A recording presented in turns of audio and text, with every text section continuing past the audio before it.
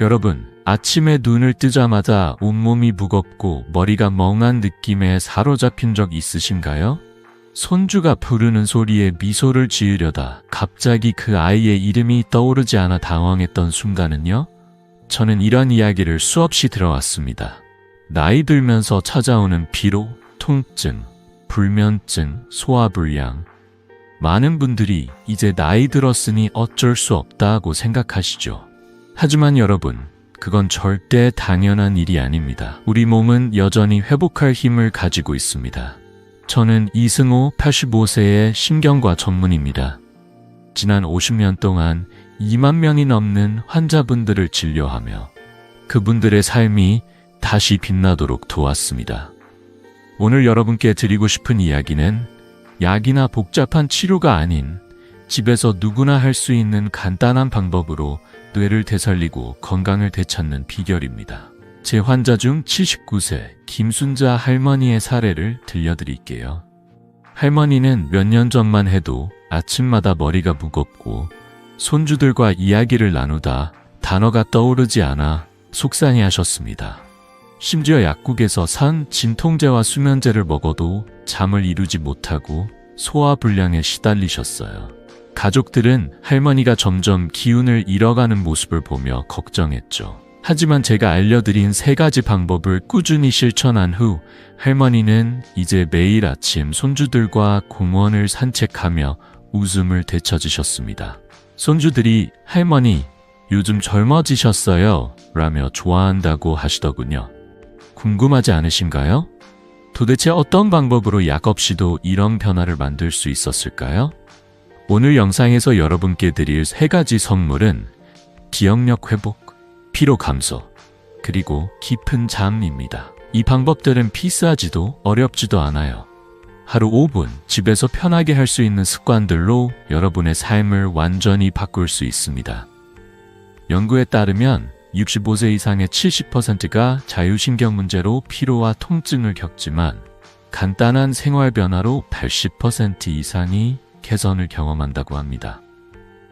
자, 본격적으로 들어가기 전에 이 소중한 지혜를 놓치지 않도록 구독 버튼과 좋아요를 눌러주세요. 여러분의 건강한 노후를 위해 함께 이 여정을 시작해 봅시다.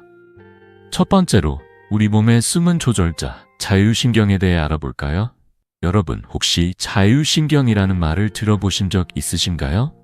이 단어가 낯설게 들릴 수도 있지만 사실 자율신경은 우리 몸의 숨은 영웅이에요.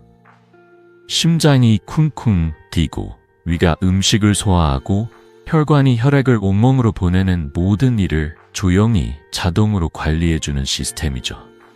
마치 우리 몸의 지휘자처럼 우리가 의식하지 않아도 24시간 쉼 없이 일하며 건강을 지켜줍니다. 자율신경이 튼튼해야 우리 몸도 자연 치유력을 발휘할 수 있어요. 피로가 풀리고 잠이 잘 오고 심지어 기억력까지 좋아질 수 있죠. 하지만 안타깝게도 현대인의 생활은 이 소중한 자율신경을 자꾸 약하게 만듭니다. 하루 종일 책상에 앉아서 보내는 시간, 스마트폰을 보며 고개를 푹 숙이고 있는 습관, 운동은커녕 몸을 거의 움직이지 않는 일상, 이런 것들이 자율신경을 서서히 망가뜨립니다. 특히 목과 골반의 척추가 틀어지면 신경이 압박을 받아요. 이 압박은 자율신경이 제 역할을 못하게 만들고 결국 피로, 통증, 소화불량 같은 문제를 일으키죠. 제 환자 중 75세 김철수 할아버지의 이야기를 들려드릴게요. 할아버지는 30년 넘게 사무실에서 하루 8시간 이상 앉아서 일하셨습니다. 퇴직 후에는 아침마다 머리가 무겁고 소화가 잘 안 되며 심지어 손주들과 대화하다가도 자꾸 단어가 떠오르지 않아 답답해 하셨죠. 가족들은 나이 드시니까 어쩔 수 없다고 위로했지만 저는 그게 단순히 나이 때문이 아니라는 걸 알았습니다. 검사해보니 할아버지의 목과 골반 척추가 틀어져 자율신경이 제대로 작동하지 않고 있었어요. 목이 뻣뻣하고 골반이 한쪽으로 기울어진 상태가 신경을 눌러 혈액순환과 소화 기능을 방해했던 겁니다.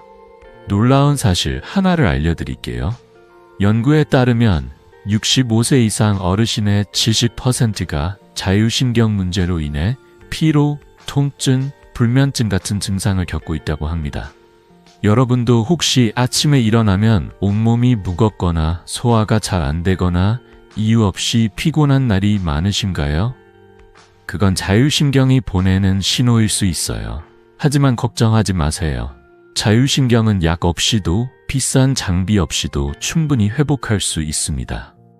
제가 50년 넘게 의사로 일하며 수천 명의 환자분들에게 확인한 사실이에요. 예를 들어 김철수 할아버지께 제가 간단한 습관 변화를 제안드렸습니다. 하루 5분 집에서 할 수 있는 작은 움직임과 자세 교정이었죠. 2달 후 할아버지는 저를 찾아오셔서 이렇게 말씀하셨어요. 선생님, 요즘 아침에 일어나면 머리가 맑아요. 손주들이랑 이야기할 때도 단어가 술술 나와요. 심지어 소화불량도 많이 줄어드셨다고 하시더군요. 이 변화는 복잡한 치료가 아니라 자율신경을 깨우는 간단한 방법들로 이루어진 거예요. 자율신경이 망가지는 가장 큰 원인 중 하나는 잘못된 자세입니다. 예를 들어 소파에 푹 꺼져서 TV를 보거나 스마트폰을 보며 고개를 숙이고 있는 시간들이 쌓이면 목과 골반에 부담을 줍니다. 특히 목은 뇌로 가는 혈액의 고속도로 같은 역할을 해요.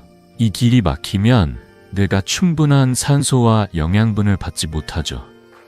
하버드 의대의 연구에 따르면 목의 척추가 틀어지면 뇌로 가는 혈류가 20% 이상 줄어들 수 있다고 합니다. 이게 바로 기억 능력이 떨어지고 피로가 쌓이는 이유 중 하나예요. 하지만 희망적인 소식이 있습니다. 자율신경은 우리가 조금만 신경 써도 빠르게 회복할 수 있어요. 제가 오늘 여러분께 알려드릴 방법들은 비싸지도 않고 집에서 바로 실천할 수 있는 것들입니다. 하루 5분이면 충분해요. 여러분도 김철수 할아버지처럼 손주들과 웃으며 대화하고 아침에 상쾌하게 일어날 수 있습니다. 자, 이제 본격적으로 자율신경이 망가지면 우리 몸에 어떤 일이 일어나는지 그 결과를 더 깊이 알아볼까요? 여러분, 자율신경이 제 역할을 하지 못하면 우리 몸은 어떤 변화를 겪을까요? 자율신경은 우리 몸의 숨은 조절자예요. 심장이 뛰고 위가 음식을 소화하고 혈관이 혈액을 온몸으로 보내는 모든 일을 조용히 관리하죠.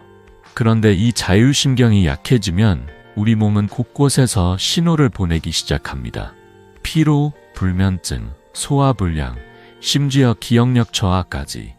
이 모든 게 자율신경 이상과 연결되어 있을 수 있어요.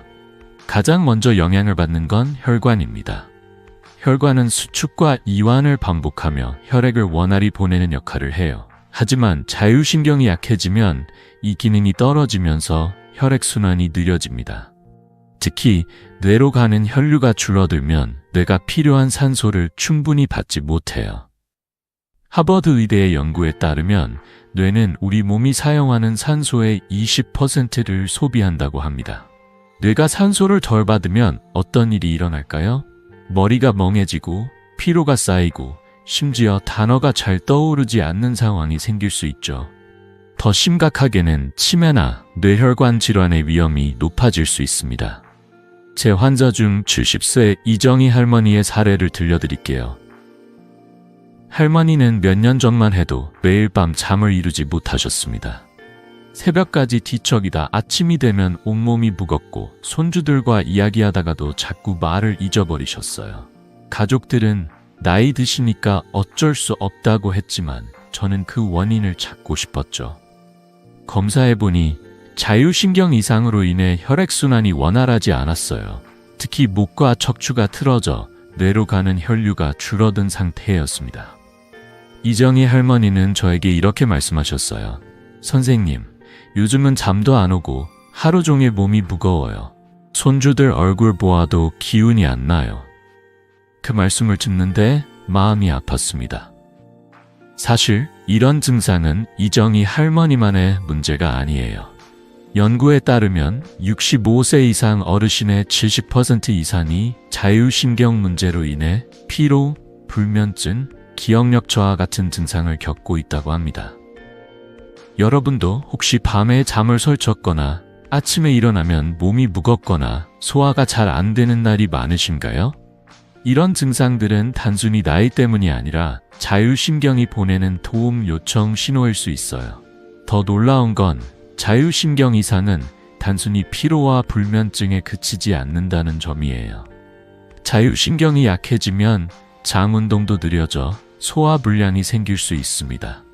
혈관이 제대로 작동하지 않으면 고혈압이나 당뇨 같은 복합적인 질환으로 이어질 수도 있죠. 예를 들어 제 또 다른 환자 72세 박민수 할아버지는 소화불량과 피로 때문에 병원을 찾으셨습니다. 할아버지는 매일 아침 속이 더부룩하고 밥을 먹어도 기운이 나지 않는다고 하셨어요.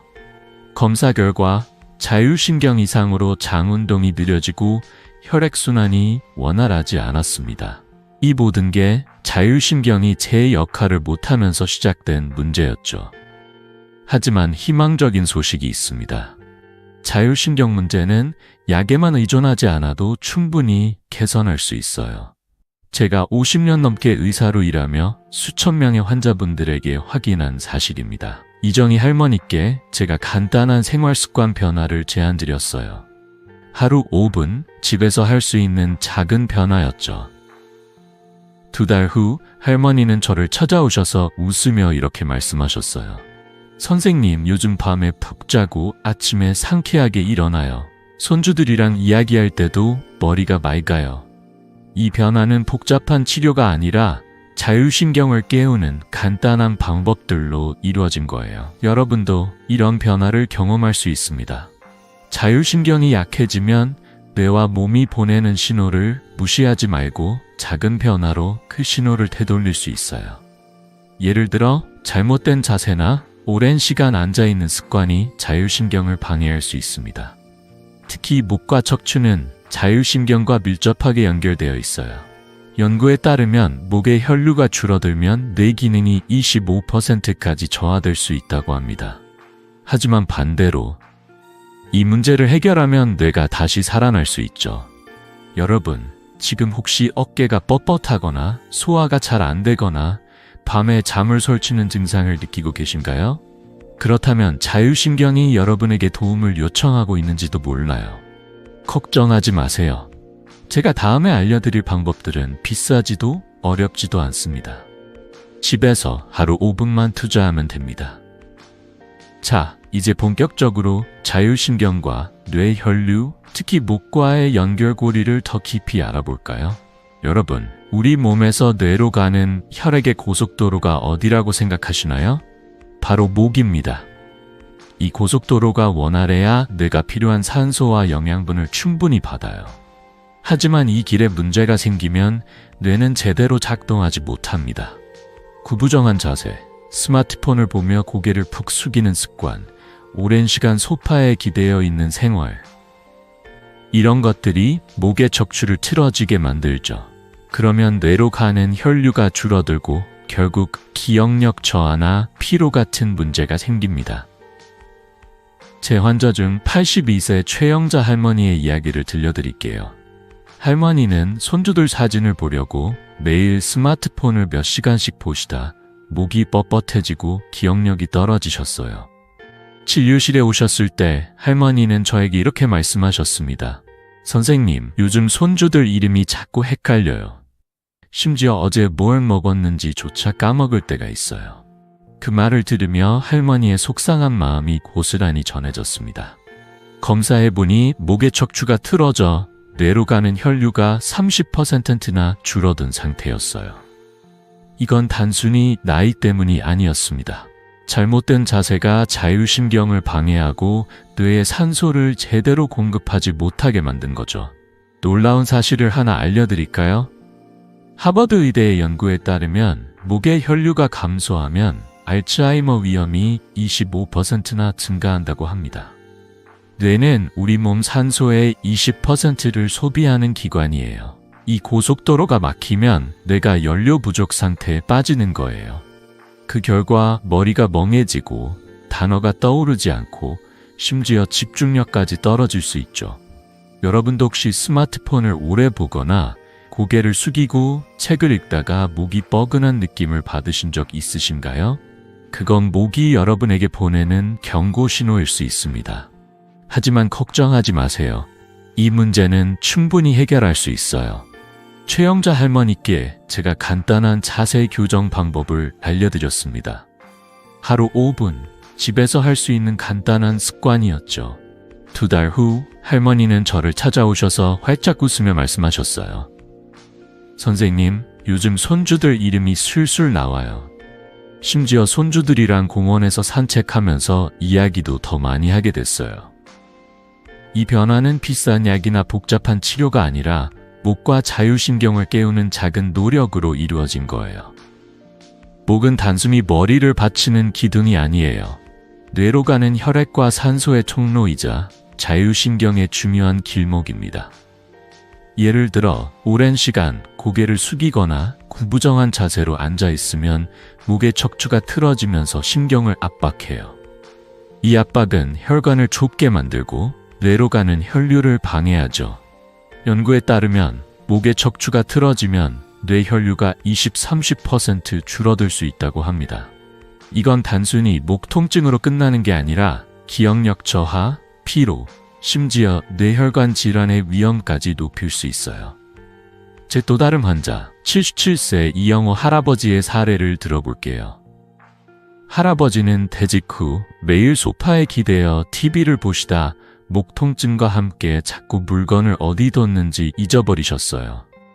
가족들은 나이 드시니까 어쩔 수 없다고 했지만 저는 그 원인을 찾았죠.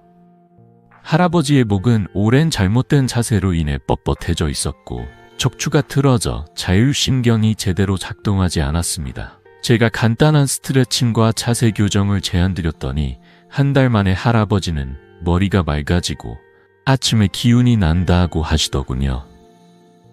여러분, 이 모든 문제의 시작은 우리가 무심코 반복하는 작은 습관들입니다. 스마트폰을 볼 때 고개를 숙이는 시간, 소파에 푹 꺼져 앉아있는 자세, 심지어 책상에 구부정하게 앉아서 보내는 하루. 이런 것들이 쌓여 목과 자율신경에 부담을 줍니다. 하지만 희망적인 소식이 있어요. 이 문제를 해결하는 건 생각보다 간단합니다. 비싼 장비나 약이 필요하지 않아요. 제가 50년 넘게 의사로 일하며 수천 명의 환자분들에게 확인한 사실이에요. 하루 5분 집에서 할 수 있는 작은 변화로 뇌 혈류를 늘리고 자율신경을 깨울 수 있습니다.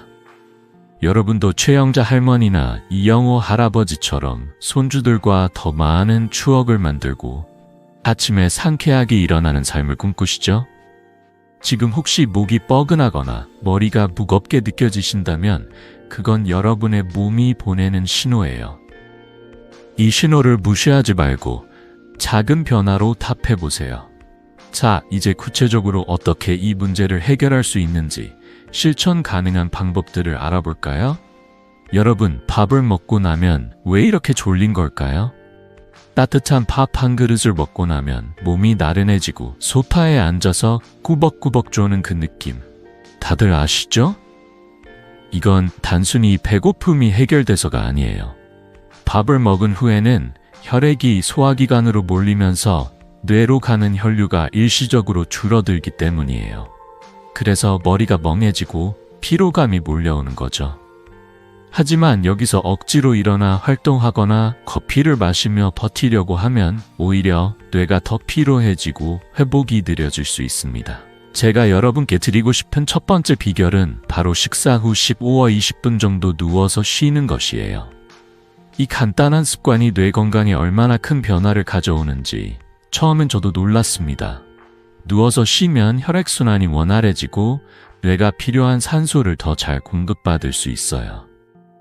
연구에 따르면 식사 후 짧은 휴식은 뇌 혈류를 27%까지 개선한다고 합니다. 이렇게 뇌에 산소가 잘 공급되면 기억력이 좋아지고 피로도 줄어드는 거죠.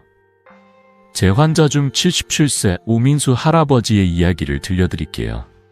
할아버지는 몇 년 전만 해도 점심을 먹고 나면 온몸이 무겁고 오후 내내 피로에 시달리셨어요. 손주들과 놀아주고 싶어도 기운이 없어서 소파에 앉아만 계셨죠. 할아버지는 저에게 이렇게 말씀하셨어요. 선생님, 밥을 먹고 나면 왜 이렇게 힘이 빠지는지 모르겠어요. 손주들이랑 놀아주고 싶은데 몸이 말을 안 들어요. 그 마음이 얼마나 속상했을지 짐작이 갔습니다. 검사해보니 할아버지의 자율신경이 약해져 혈액순환이 원활하지 않았어요. 특히 식사 후 뇌로 가는 혈류가 줄어들면서 피로가 쌓이고 있었죠. 그래서 제가 오민수 할아버지께 간단한 방법을 제안드렸습니다. 점심을 드신 후 15-20분 정도 조용히 누워서 쉬어보라고요. 단 바로 눕지 말고 역류성 식도염이 있으시다면 상체를 살짝 눕히고 눕는 게 좋다고 알려드렸습니다. 예를 들어 베개를 하나 더 받치거나 침대 머리 부분을 살짝 올리는 거예요. 이렇게 하면 소화도 편해지고 뇌로 가는 혈류도 방해받지 않아요. 2달 후 할아버지는 저를 찾아오셔서 환하게 웃으며 말씀하셨어요. 선생님, 요즘 오후에 기운이 나요. 손주들이랑 공기놀이도 하고 동화책도 읽어주고 있어요. 이렇게 간단한 방법이 이렇게 큰 차이를 만들 줄 몰랐어요. 이 방법을 들으시면 정말 이렇게 쉬운 게 효과가 있을까 하고 의심하실 수도 있어요. 하지만 50년 넘게 의사로 일하며 수천 명의 환자분들을 만나본 제 경험을 믿어주세요. 식사 후 짧은 휴식은 자율신경을 안정시키고 뇌에 산소를 공급하는데 놀라운 효과가 있습니다. 연구에서도 이를 뒷받침해요. 미국 신경학회의 한 연구에 따르면 식사 후 15분 휴식은 뇌 혈류를 20% 개선하고 기억력 테스트 점수를 15% 높이는 데 기여한다고 합니다. 몇 가지 주의할 점도 알려드릴게요. 과식하거나 매운 음식, 설탕이 많은 디저트를 드신 직후에 바로 눕는 건 피해야 해요. 이런 음식들은 소화를 방해하고 자율신경에 부담을 줄 수 있거든요.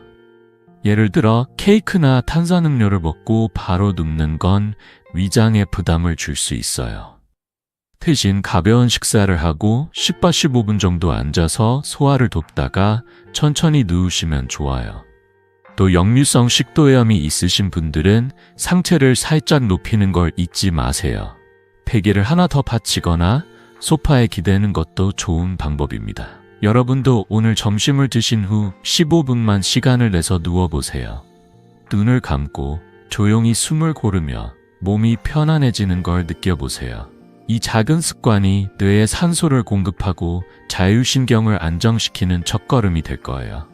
제 또 다른 환자 74세 박정욱 할머니는 이 방법을 시작한 지 일주일 만에 이렇게 말씀하셨어요. 선생님, 점심 먹고 누워서 쉬니까 오후에 졸리지 않고 머리가 맑아졌어요. 손주들한테 동화책 읽어주는 게 이렇게 즐거울 수가 없네요. 이 간단한 방법은 비싸지도 어렵지도 않아요. 집에서 하루 5-10분이면 충분합니다.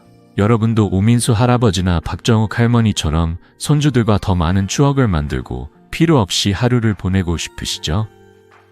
자, 이제 이 휴식의 힘을 더 강화할 수 있는 또 다른 비결, 올바른 식사 습관에 대해 알아볼까요? 여러분, 방금 식사 후 15-20분 휴식의 힘에 대해 이야기했죠? 하지만 그만큼 중요한 게 하나 더 있어요. 바로 우리가 매일 먹는 음식, 즉 올바른 식사 습관입니다. 우리가 먹는 음식은 단순히 배고픔을 채우는 게 아니라 자율신경과 뇌 건강에 직접적인 영향을 미칩니다. 잘못된 음식은 자율신경을 자극하고 염증을 일으켜 피로와 소화불량을 부를 수 있어요. 반대로 현명한 식사 습관은 뇌에 필요한 연료를 공급하고 몸을 가볍게 만들어줍니다. 예를 들어 설탕이 많은 디저트, 밀가루 음식, 탄산음료는 자율신경을 과도하게 자극해요. 이런 음식들은 순간적으로 기분을 좋게 할지 몰라도 장기적으로는 소화기관에 부담을 주고 염증을 일으켜 뇌 혈류를 방해합니다. 연구에 따르면 설탕 섭취를 줄이면 자율신경 기능이 15% 개선된다고 합니다. 반면 현미, 채소, 생선 같은 음식은 자율신경을 안정시키고 뇌에 산소와 영양분을 원활히 공급해줍니다. 제 환자 중 68세 정미경 할머니의 사례를 들려드릴게요. 할머니는 매일 아침 단 음료와 과자를 즐겨 드셨어요. 그런데 점점 소화가 잘 안 되고 아침마다 속이 더부룩하고 피로가 쌓여갔습니다. 손주들과 놀아주고 싶어도 기운이 없어서 늘 소파에 앉아만 계셨죠.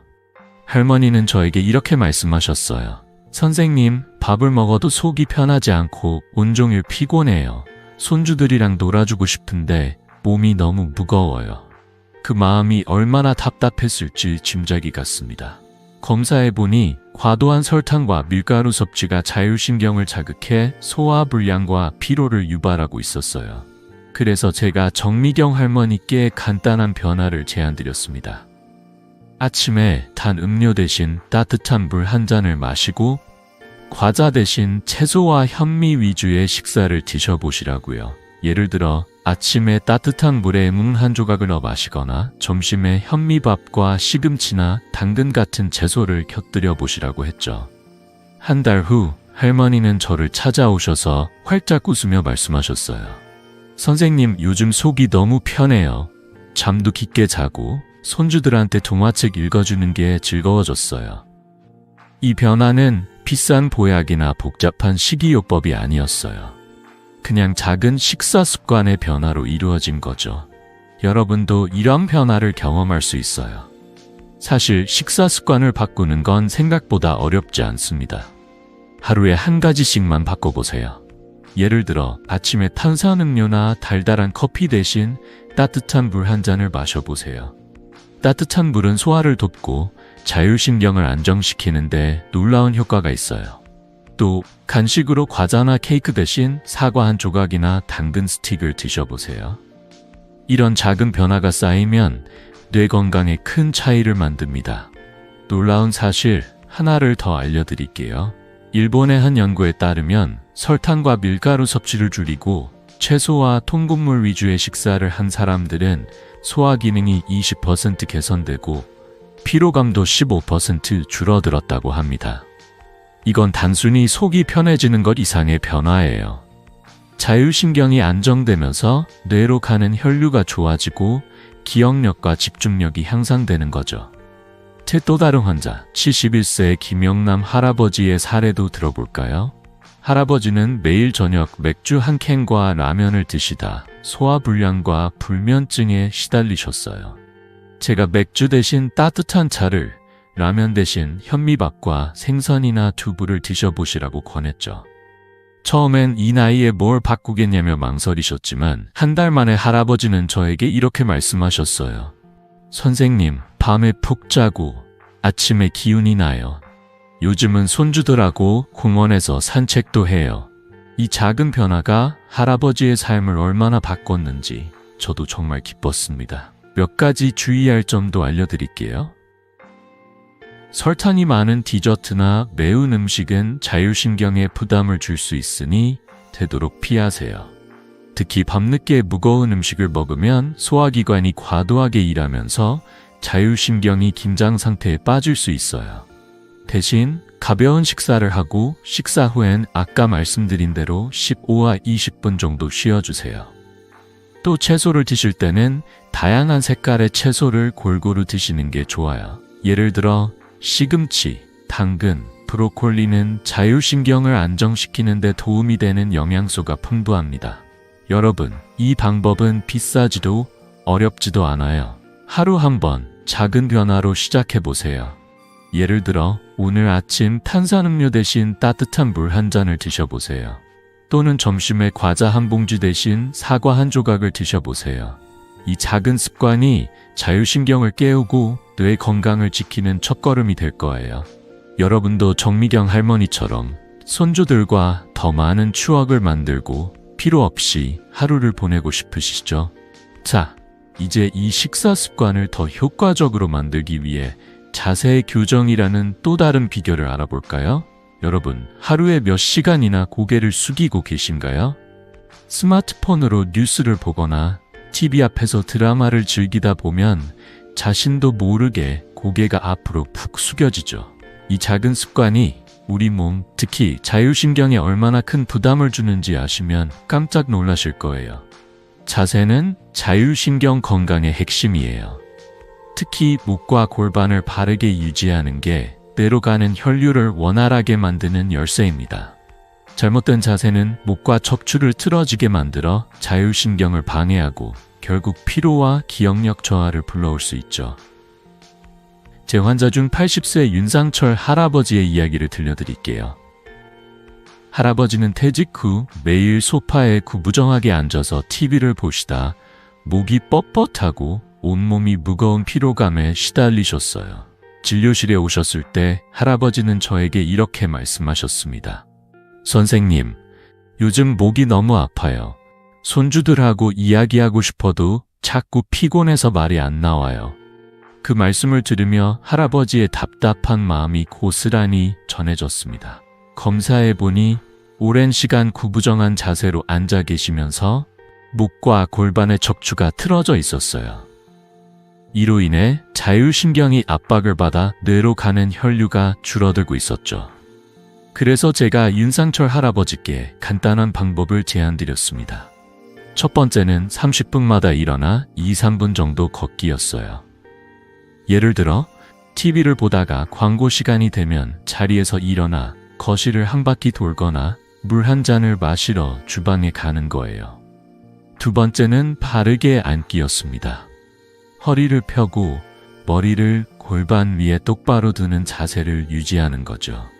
이 두 가지만 실천하셨더니 한 달 후 할아버지는 저를 찾아오셔서 환하게 웃으며 말씀하셨어요. 선생님, 목이 훨씬 편해졌어요. 요즘은 손주들하고 이야기할 때도 머리가 맑아서 말이 술술 나와요. 심지어 아침에 일어날 때 피로가 줄어들었다고 하시더군요. 놀라운 사실을 하나 알려드릴까요? 연구에 따르면 바른 자세를 유지하면 뇌로 가는 혈류가 25%까지 늘어날 수 있다고 합니다. 뇌는 산소와 영양분을 충분히 받아야 제 기능을 다할 수 있어요. 그런데 고개를 앞으로 내밀거나 구부정한 자세로 오래 있으면 목에 부담이 가고 혈관이 좁아지면서 뇌로 가는 혈류가 줄어듭니다. 하버드 의대의 연구에 따르면 목의 척추가 틀어지면 뇌 혈류가 20~30% 감소할 수 있다고 해요. 이게 바로 피로가 쌓이고 기억력이 떨어지는 이유 중 하나입니다. 하지만 이 문제를 해결하는 건 생각보다 간단해요. 제가 50년 넘게 의사로 일하며 수천 명의 환자분들에게 확인한 사실이에요. 하루 5분, 집에서 할 수 있는 작은 변화로 자율신경을 깨우고 뇌 건강을 지킬 수 있습니다. 예를 들어 의자에 앉을 때 허리를 펴고 어깨를 살짝 뒤로 젖히며 머리를 골반 위에 똑바로 두는 연습을 해보세요. 처음엔 어색할 수 있지만 며칠만 해보면 몸이 훨씬 가볍게 느껴질 거예요. 제 또 다른 환자 73세 이옥순 할머니의 사례도 들어볼까요? 할머니는 매일 책상에 구부정하게 앉아서 뜨개질을 하시다 목 통증과 함께 집중력이 떨어지셨어요. 손주들에게 동화책을 읽어주고 싶어도 자꾸 피곤해서 중간에 멈추곤 하셨죠. 제가 할머니께 30분마다 자리에서 일어나 가볍게 걷고 앉을 때는 허리를 펴는 습관을 들여보시라고 권했어요. 2주 만에 할머니는 저에게 이렇게 말씀하셨어요. 선생님, 요즘 뜨개질할 때도 머리가 맑아요. 손주들한테 동화책 읽어주는 게 너무 즐거워요. 이 간단한 변화가 할머니의 하루를 얼마나 밝게 만들었는지 저도 정말 기뻤습니다. 몇 가지 주의할 점도 알려드릴게요. 다리를 꼬고 앉거나 한쪽으로 몸을 기울이는 자세는 피하세요. 이런 자세들은 골반을 틀어지게 만들어 자율신경에 부담을 줄 수 있어요. 또 스마트폰을 볼 때 고개를 너무 숙이지 말고 눈높이 정도로 화면을 들어 올리세요. 예를 들어 책을 읽을 때 책을 책상에 두고 고개를 숙이는 대신 책을 살짝 세워서 눈높이에 맞추는 거예요. 이런 작은 변화들이 목과 뇌 건강에 큰 차이를 만듭니다. 여러분, 지금 의자에 앉아 계신다면 잠깐 허리를 펴고 어깨를 살짝 뒤로 젖혀보세요. 머리를 골반 위에 똑바로 두고 깊게 숨을 쉬어보세요. 이런 작은 습관이 자율신경을 깨우고 뇌에 산소를 공급하는 첫걸음이에요. 여러분도 윤상철 할아버지처럼 손주들과 더 많은 추억을 만들고 피로 없이 하루를 보내고 싶으시죠? 자, 이제 이 자세 교정을 더 효과적으로 만들기 위해 짧은 움직임의 마법에 대해 알아볼까요? 여러분, 방금 바른 자세가 자율신경과 뇌 건강에 얼마나 중요한지 이야기했죠. 하지만 자세를 바르게 유지하는 것만큼이나 중요한 게 하나 더 있어요. 바로 움직임입니다. 움직임은 자율신경을 깨우는 마법 같은 열쇠예요. 하루 종일 소파에 앉아 있거나 책상에 고정된 채로 시간을 보내다 보면 우리 몸은 점점 굳어지고 혈액순환도 느려집니다. 이건 뇌에 산소를 공급하는 통로를 막는 것과 같아요. 하지만 걱정하지 마세요. 하루 몇 분만 움직여도 자율신경이 살아나고 뇌가 다시 활기를 찾을 수 있습니다. 제가 추천드리는 방법은 간단해요. 40분마다 자리에서 일어나 23분 정도 가볍게 걷거나 스트레칭 하기입니다. 예를 들어 TV를 보다가 광고 시간이 되면 거실을 한 바퀴 돌거나 화장실에 다녀오거나 주방에 가서 물 한 잔을 마시는 거예요. 이 작은 움직임이 혈액순환을 돕고 뇌에 산소를 공급해 줍니다. 연구에 따르면 짧은 움직임은 혈액순환을 30%까지 개선한다고 합니다.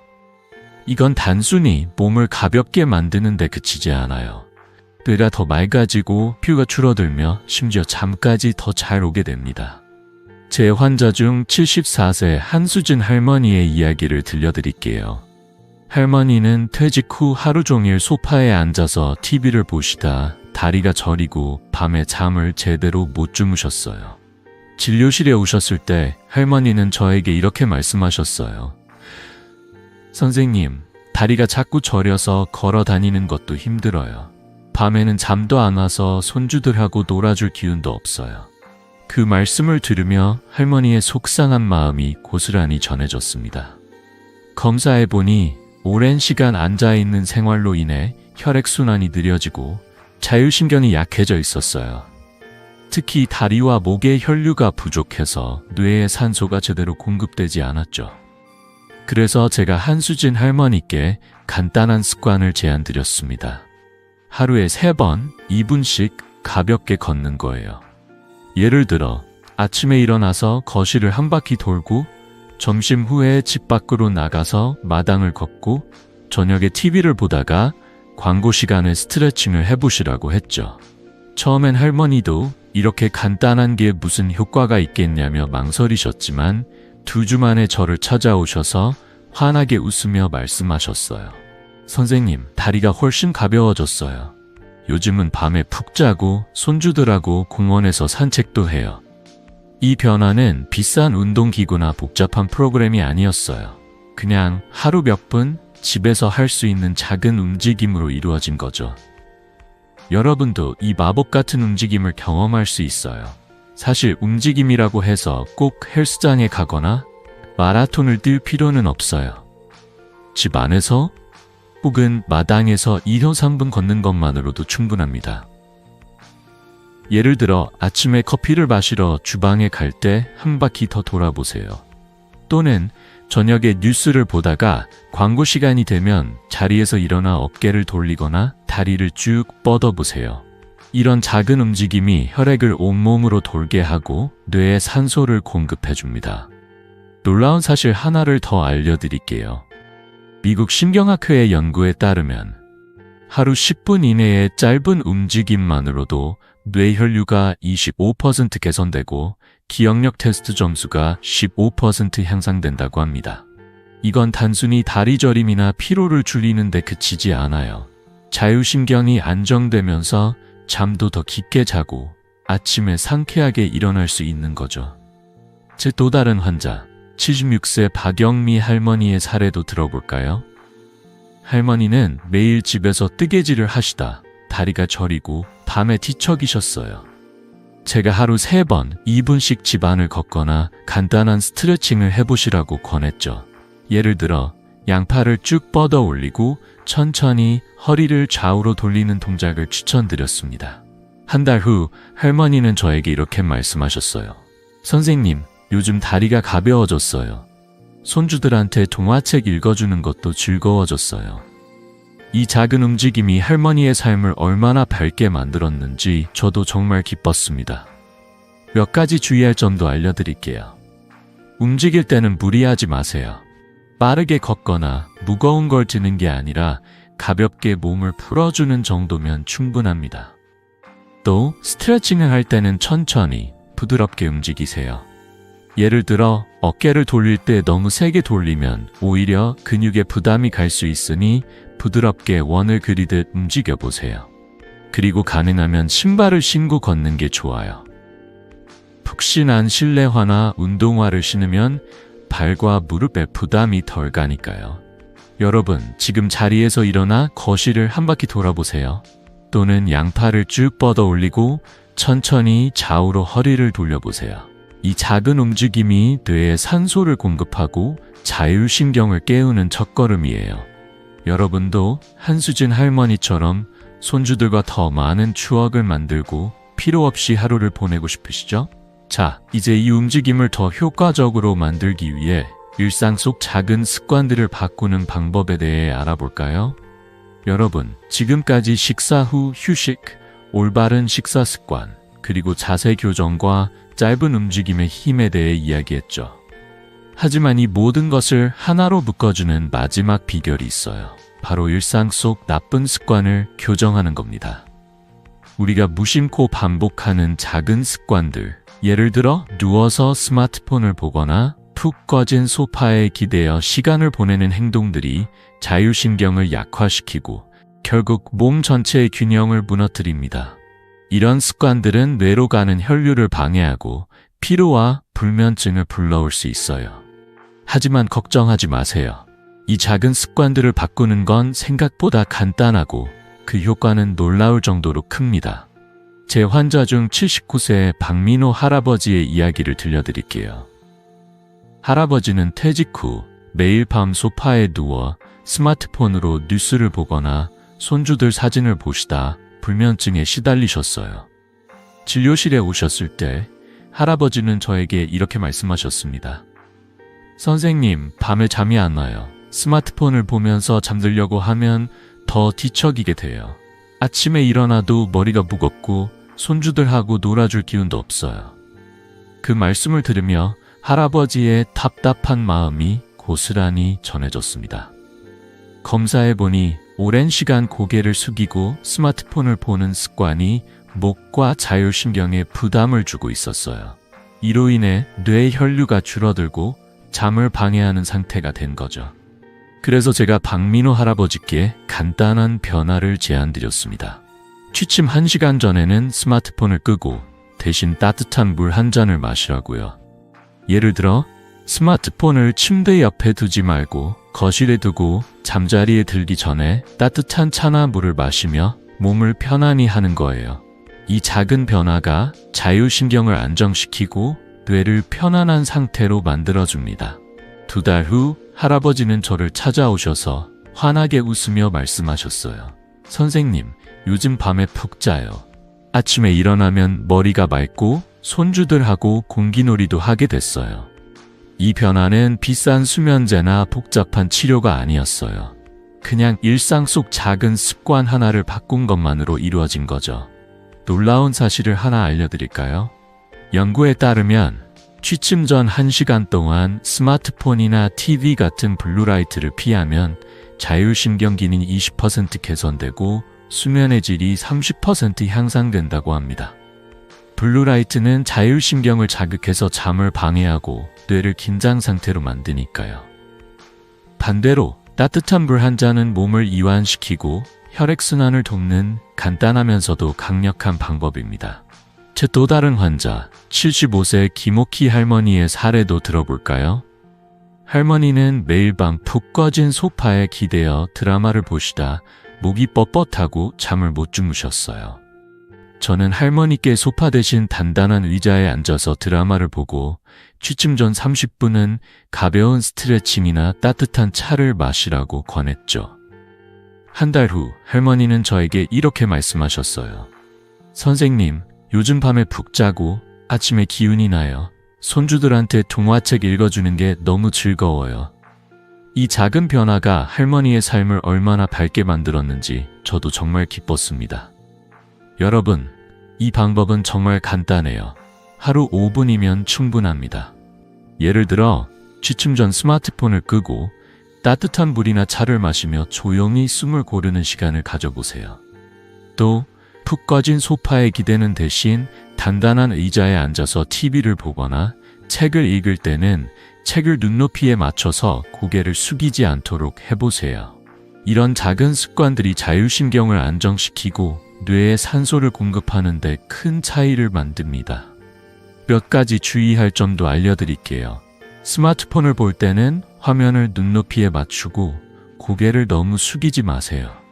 예를 들어 침대에 누워서 스마트폰을 볼 때 베개를 받쳐서 화면을 눈높이에 두는 거예요. 또 소파에 너무 오래 앉아있지 말고 30분마다 일어나서 가볍게 움직여주세요.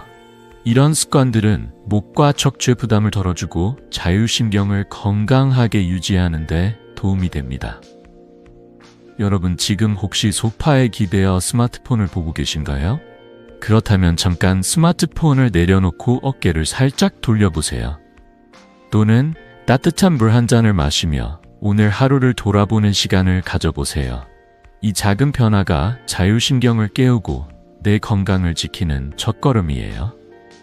여러분도 박민호 할아버지처럼 깊은 잠을 자고 손주들과 더 많은 추억을 만들고 싶으시죠?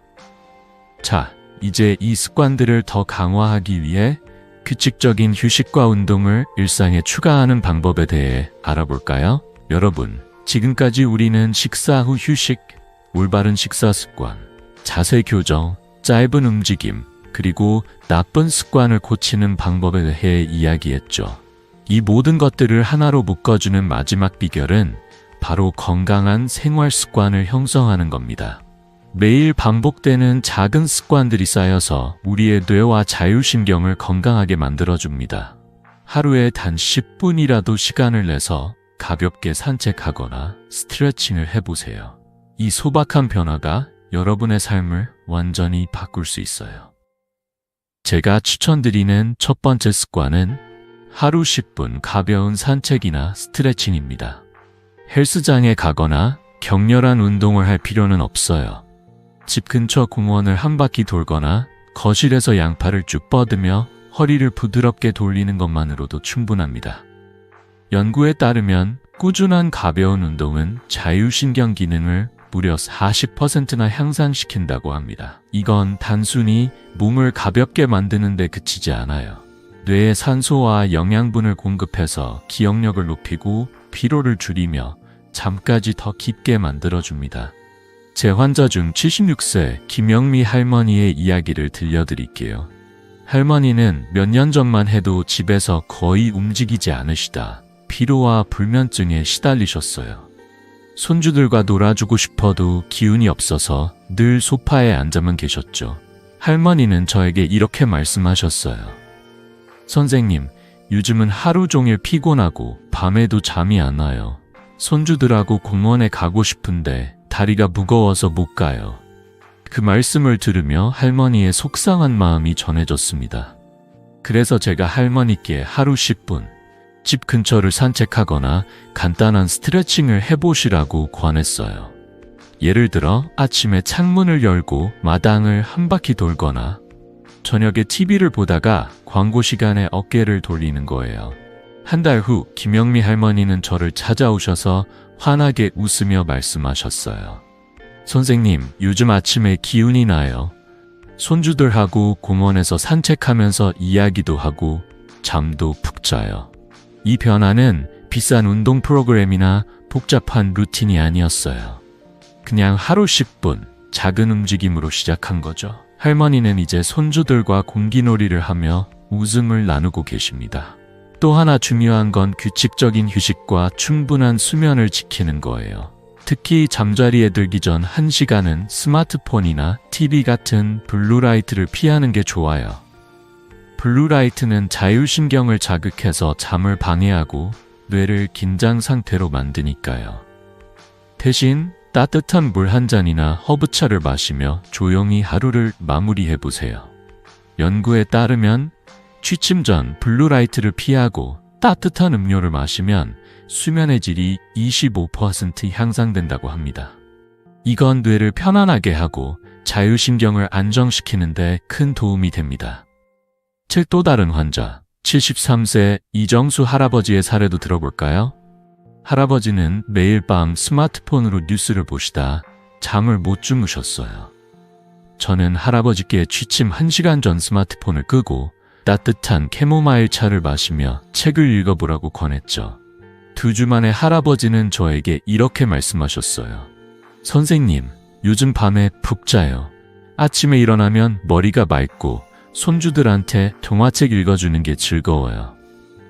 이 작은 변화가 할아버지의 삶을 얼마나 밝게 만들었는지 저도 정말 기뻤습니다. 몇 가지 주의할 점도 알려드릴게요. 산책이나 스트레칭을 할 때는 무리하지 마세요. 빠르게 걷거나 무거운 걸 지는 게 아니라 몸을 부드럽게 풀어주는 정도면 충분합니다. 예를 들어 양팔을 쭉 뻗어 올리고 천천히 허리를 좌우로 돌리거나 마당을 천천히 걸으며 새소리를 들어보세요. 또 수면 환경을 편안하게 만드는 것도 중요해요. 침실은 너무 밝거나 시끄럽지 않게, 온도는 약간 서늘하게 유지하는 게 좋아요. 그리고 따뜻한 물이나 차를 마실 때는 설탕을 넣지 말고 레몬이나 꿀을 살짝 추가해 보세요.